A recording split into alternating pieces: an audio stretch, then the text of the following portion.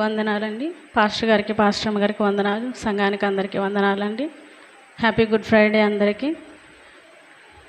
యేసయ్య సిలువలో పలికిన మొదటి మాట మనం జ్ఞాపకం చేసుకుంటున్నాం.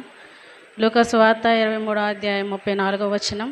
తండ్రి, వీరేమి చేయుచున్నారో వీరెరుగరు గనుక వీరిని క్షమించుము అని ఆయన ప్రార్థన చేస్తున్నారు. ఈ మాటలో మనకి ప్రార్థన చేస్తున్నట్టుగా మనకి తెలుస్తుంది. ప్రార్థన ఎవరి కోసం చేస్తున్నారు, ఏంటి, దేని కొరకు అంటే కొంతమందిని క్షమించుము అని ఆయన అడగడం జరుగుతుంది. క్షమిస్తున్నారు, ప్రార్థనలో కొంతమందిని క్షమిస్తున్నారు.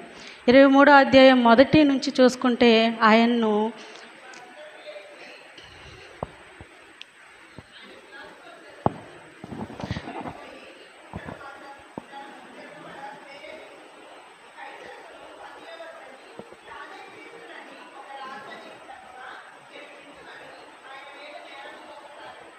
చాలండి. అందరూ ఆయన్ను పిలాతు వద్దకు మొదటిగా తీసుకువెళ్ళడం జరిగింది. పిలాతు ఆయనను నీవు యూదుల రాజువా అనేసి ఆయన్ను అడుగుతున్నారు. అయితే ఆయన యేసయ్య సమాధానం ఏముందంటే, అవును నీవు అన్నట్టే అని ఆయన చెప్పడం జరిగింది. ఆ తర్వాత ఆయనను మరలా ఆయనందు పిలాతు ఏమంటున్నారంటే ఆయన యందు ఏ దోషము కనపడట్లేదని చెప్పడం. ఆ తర్వాత ఆయనను హేరోదు వద్దకు మరలా ఆయన్ను పంపించడం జరిగింది. హేరోదు 23వ అధ్యాయం 8వ వచనంలో యేసయ్యను చూడగానే చాలా సంతోషించారు అని అక్కడ కనిపిస్తుంది. అయితే ఆయన ఎందుకు సంతోషించారంటే ఆయన చాలా అద్భుతములు చేస్తున్నారు అని ఆయన ఒకసారి విన్నారు అని అక్కడ కనిపిస్తూ ఉందండి. అక్కడ ఆయన ఏదైనా సూచక్రియ చేయగా చూడాలి అని ఆయన అనుకుంటున్నారంట.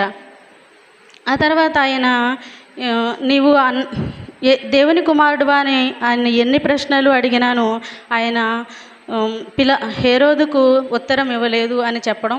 ఆయన హేరోదు ఇతని యందు ఏ నేరము నాకు కనబడట్లేదు అని అక్కడ ఆయన చెప్పడం అక్కడ జరుగుతుంది.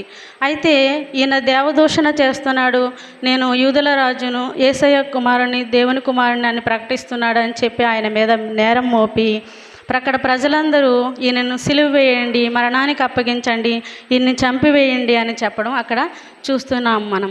అయితే ఆయన నాకు ఈయన యందు ఏ దోషము కనపడట్లేదు అయితే అని చెప్పి ఆయనను వారి మనుషులకు అప్పగించడం జరిగింది. ఆ తర్వాత ఆయనను కొట్టడము, ఆయనను ఉమ్మివేయడము, ఆయనను మరణానికి అప్పగించడానికి సిలువ సిద్ధము చేసి యెరూషలేం వీధుల్లో ఆయనను తీసుకుని కపాలమనబడిన స్థలానికి ఆయనను తీసుకువెళ్ళి ఆయన ఇద్దరు మనుషుల మధ్య అంటే దొంగల మధ్య ఆయనను సిలువ వేశారన్నమాట. యేసు అప్పుడు ఒక మాట సిలువలో మొదటిగా ఒక మాట మాట్లాడుతున్నారు. అంటే ఆయన 7 మాటలు ముఖ్యమైన మాటలుగా మనకు అక్కడ కనిపిస్తున్నాయి. 7 మాటలలో మొదటి మాట, తండ్రి వీరేమి చేయుచున్నారో వీరెరుగరు గనక వీరిని క్షమించుమని చెప్పాను. అంతటా ఆయన వస్త్రములను పంచుకున్నారు.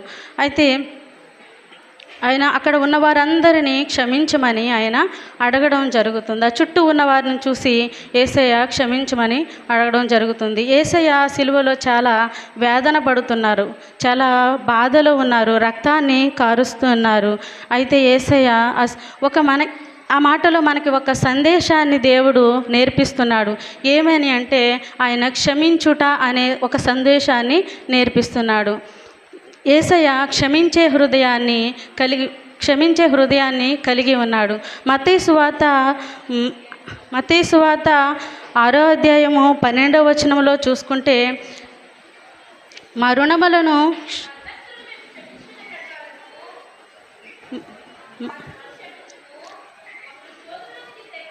చాలండి మా రుణస్థులను మేము క్షమించిన ప్రకారము మా రుణములను క్షమించుము అని అక్కడ మనం తెలియకుండానే మనం దేవునికి ప్రార్థన చేస్తున్నాము. అయితే యేసయ్య క్షమించే హృదయాన్ని కలిగి ఉన్నారు. మనము కూడా క్షమించే హృదయాన్ని కలిగి ఉండాలని ఒక పాఠాన్ని ఆయన అక్కడ మనకు నేర్పించడం జరిగింది. మత్తయి సువార్త 5వ అధ్యాయం 44వ వచనంలో చూస్తే శత్రువులను ప్రేమించుమని అక్కడ వ్రాయబడి ఉంది. అంటే మనము ఆయన ఏం చేస్తున్నాడు, అక్కడ సిలువలో ఉండి శత్రువులను ప్రేమించడం జరుగుతుంది. ఆయన చుట్టూ ఉండి ఆయనను కొడుతున్న వారిని, ఆయన మీద ముఖం మీద ఉమ్ము వేస్తున్న వారిని, ఆయనను దూషించున్న వారిని ఆయన ఏం చేస్తున్నాడు? వాళ్ళు శత్రువులుగా ఉన్నారు, అయినను వారిని ఏం చేస్తున్నాడంటే క్షమిస్తూ ఉన్నాడు. శత్రువులను ప్రేమించుడి, మిమ్మల్ని హింసించు వారి కొరకు ప్రార్థన చేయమని అక్కడ వ్రాయబడి ఉన్నది. అయితే మనము కూడా ఒక పాఠాన్ని, ఆయన సిలువలో ఎలా అయితే క్షమించే హృదయాన్ని కలిగి ఉన్నాడో, లేదంటే అంత బాధలో ఉండి కూడా ఆయన సిలువలో శ్రమ పడుతూ ఉండి కూడా ఆయన ఎంతైతే ఆయన క్షమించే హృదయాన్ని ఎంతైతే కలిగి ఉన్నారో, మనము కూడా అంతే క్షమించే హృదయాన్ని కలిగి ఉన్నామా లేదా అనేది మనము ప్రశ్నించుకోవాలండి. మనమైతే చాలామందిని ఎవరైనా చిన్న మాట అంటే దూషించడం జరుగుతుంది, లేదా తిట్టడం జరుగుతుంది. కానీ మనం ఏం చేయాలి అని అంటే ఆయనను చూసి నేర్చుకోవాలి అన్నమాట. ఆయన ఎంత శ్రమలో ఉన్నా ఆయనను క్షమించమని ప్రార్థన చేస్తున్నారు. అయితే ఒక మనిషిని మనం ఎన్ని మార్లు క్షమించాలి అని దేవుని గ్రంథంలో మనం చూస్తూ ఉన్నాం. 7 సార్లా లేదా 70 సార్లా అనేసి క్షమించాం. కానీ అక్కడ ఏమని వ్రాయబడి ఉన్నదంటే 70 ఏండ్ల మట్టుకు అంటే ఒక మనిషి జీవితకాలం ఒక మనిషిని క్షమిస్తూనే ఉండాలంట. మన ఆయుష్ ఎంతకాలము? 75 సంవత్సరములు లేదా 80 సంవత్సరములు, అవునా లేదండి? అయితే మనం బ్రతికున్నంతకాలం మనం ఒకరిని ఎదుటి వారిని లేదా మనలాంటి మనుషులని ఏదైనా మన ఎడల ఏదైనా ఉంటే క్షమించడం అనేది చేయాలన్నమాట అండి. అయితే హేబేలు, అయితే మనమైతే ఎలాగా మొర పెడతామంటే ఎవరైనా మనల్ని ఏదైనా అంటే వారిని ఏదైనా చేయండి దేవుడా అని ప్రార్థన చేయగలుగుతామేమో.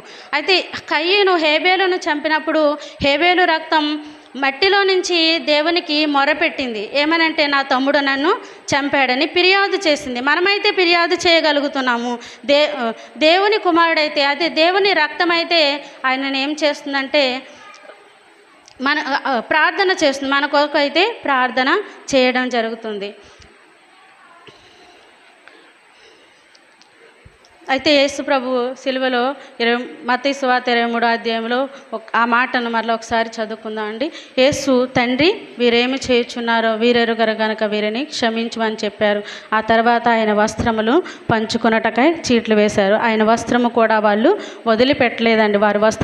ఆయన వస్త్రాన్ని కూడా తీసుకుని ఆయనను కొట్టి సిలువలో వేసి ఆయనను చిత్రహింసలు పెట్టినను తండ్రి ఆయన క్షమించమని అడుగుతున్నారు. మనము కూడా అట్టి రీతిగా అట్టి మనసు కలిగి ఉండాలని ఈ చిన్ని వాక్యము దేవుడు దీవించాలని మన విడికిల్లో ఫలింపచేయాలని అడుగుచు వేడుకొనుచున్నాను తండ్రి. ఆమేన్.